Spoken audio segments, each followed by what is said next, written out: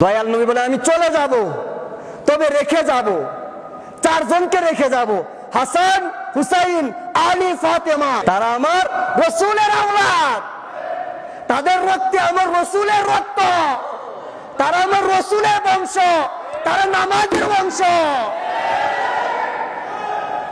তারা নামাজের বংশ। তাদের উপরে দরুদ না পড়লে নামাজ ক্যান্সেল। তাদের ভালোবাসা ফরজ, আল্লাহ বলেছেন। তারপরেও তাদের উপরে মর্যাদা কার চলে যায়? আমাকে সুন্নিয়ত বুঝাও, সুন্নিয়তের মূল কারবালা। মিলাদ কিয়াম জীবনে যদি কেউ একবার না করে কাফের হবে না। মিলাদ কিয়াম করা মুস্তাহাব, হুসাইনকে ভালোবাসা ফরজ। 7 দিনের দোয়া করা মুস্তাহাব, আলীকে ভালোবাসা ফরজ। মৃত্যুবার্ষিকী করা মুস্তাহাব, ফাতেমাকে ভালোবাসা ফরজ। অথচ সেই কলঙ্কিত সুন্নিয়তে দয়াল নবী বলে আমি চলে যাব, তবে রেখে যাব, চারজনকে রেখে যাব, হাসান, হুসাইন, আলী, ফাতেমা। এই কথাটার উপরে কয় হাজার হাদিস লাগবে, আপনারা আসেন।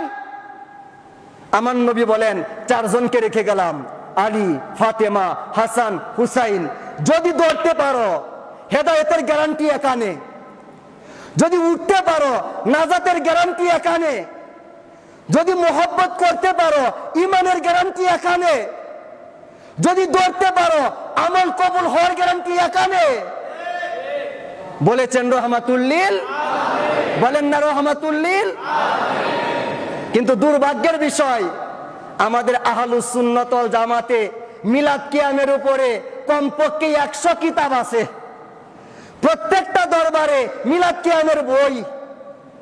কিন্তু আমি যদি বলি ইমাম হুসাইনের জীবনীর একটা বই দেন, ইমাম হাসানের জীবনীর একটা বই দেন, হযরত আলীর জীবনের একটা বই দেন, মা ফাতেমার জীবনীর উপরে একটা বই দেন, আজ পর্যন্ত কোন আলেম বাংলাদেশের ভিতরে তাদের চরিত্রের উপরে, জীবনীর উপরে একটা বই লেখে নাই।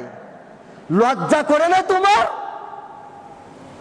যাদেরকে দয়াল নবী উম্মতের জন্য হেদায়েত, রহমত, নাজাত, মাগফিরাত, ইবাদত কবুল, ইমানের সার্টিফিকেট সবকিছু নবী বানায়া গেলেন, তাদের উপরে কিতাব নাই কেন? তাদের উপরে কিতাব নাই কেন? এই প্রশ্ন কি আমার করার দরকার আছে না? কথা বলেন, দরকার আছে না?